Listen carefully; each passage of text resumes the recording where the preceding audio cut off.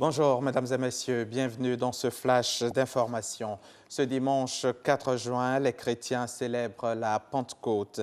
La Pentecôte qui marque la venue de l'Esprit Saint sur les apôtres et la naissance de l'Église. L'événement de la Pentecôte ne peut être compris qu'en lien avec Pâques et l'Ascension. Jésus est mort pour le salut du monde le vendredi saint, ressuscité le jour de Pâques et parti rejoindre le Père à l'Ascension. À la Pentecôte, Dieu le Père envoie aux hommes l'Esprit de son Fils. Cette fête clôt le temps pascal qui dure 7 semaines et dont elle est le couronnement. Bonne fête donc de Pentecôte à tous les chrétiens de Côte d'Ivoire.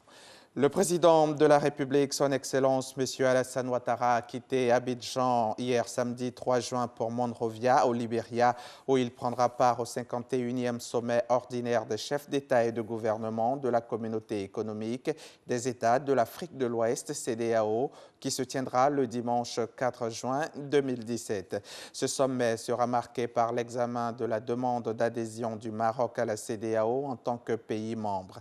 Les chefs d'État examineront également la demande du statut d'observateur formulée par la Tunisie.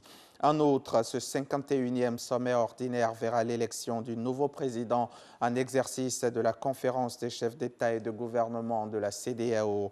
En marge du sommet, le président de la République aura des entretiens avec plusieurs chefs d'État et de personnalités. Et le chef de l'État regagnera Abidjan ce dimanche 4 juin 2017.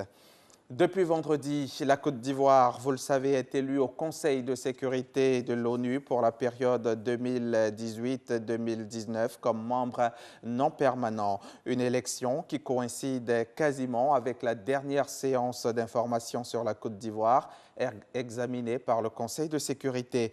Au siège des Nations Unies, la représentante spéciale du secrétaire général de l'ONU en Côte d'Ivoire a lu un rapport bilan des actions de l'ONUCI de 2004 à 2017. Pour Aïchatou Mendaoudou, des efforts importants ont été faits par le gouvernement et le peuple ivoirien pour le retour de la stabilité dans le pays. Michel Digré. C'est la dernière séance d'information sur la situation en Côte d'Ivoire débattue au Conseil de sécurité de l'ONU. Après plus de 13 ans de mission de maintien de paix en Côte d'Ivoire, la représentante spéciale du secrétaire général des Nations Unies fait le bilan des activités de l'ONUCI. Au moment du déploiement de l'ONUCI, la Côte d'Ivoire était un pays divisé en deux. Depuis la fin de la crise post-électorale qui a ébranlé la Côte d'Ivoire, il y a de cela 6 ans, des progrès notables ont été enregistrés sur tous les chapitres. L'environnement politique s'est amélioré, même si beaucoup reste encore à faire, particulièrement dans le domaine de la réconciliation nationale et de la cohésion sociale. Toutefois, Aïchatou Mendaoudou reste confiante en la capacité du pays à relever ces défis. Je suis convaincu que l'investissement au quotidien, personnel et collectif, de chaque Ivoirienne et de chaque Ivoirien permettra de consolider durablement cette paix difficilement acquise. Je voudrais exprimer ma profonde reconnaissance et ma grande admiration au peuple et au gouvernement de la Côte d'Ivoire à tous les niveaux, au niveau local, au niveau régional, au niveau national. En réalité, ils ont été le facteur déterminant dans la résolution de la crise et du conflit dans leur pays. Pour le ministre des Affaires étrangères, Marcel Amontano, la présence de la Côte d'Ivoire au Conseil de sécurité sera marquée par le partage de l'expérience réussie de l'ONUCI dans le cadre des opérations de maintien de paix dans le monde. La symbolique de ce moment nous interpelle sur les attentes que suscitent les leçons et l'expérience de la Côte d'Ivoire à tirer de 13 années de présence de l'ONUCI et qu'elle déclinera au cours de son mandat au Conseil de sécurité afin d'aider d'autres pays à suivre la même voie. Les entretiens que j'ai eus avec tous les États membres des Nations Unies au cours de ces derniers mois et surtout de ces 3 dernières semaines nous ont permis de partager leurs attentes et d'être confortés dans notre décision d'œuvrer au sein du Conseil de sécurité à l'émergence de réponses collectives cohérentes aux défis globaux de notre temps dans la concertation et le respect mutuel. L'opération des Nations Unies en Côte d'Ivoire s'achève ce 30 juin.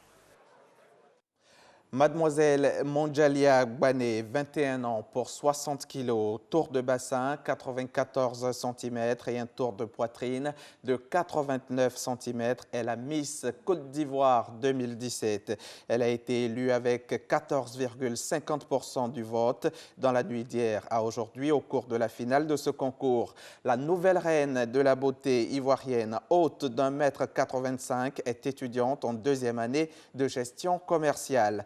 Porteuse du brassard numéro 13 de cette édition 2017 du concours Miss Côte d'Ivoire, Monjalia Gbané remplace Esther Memel.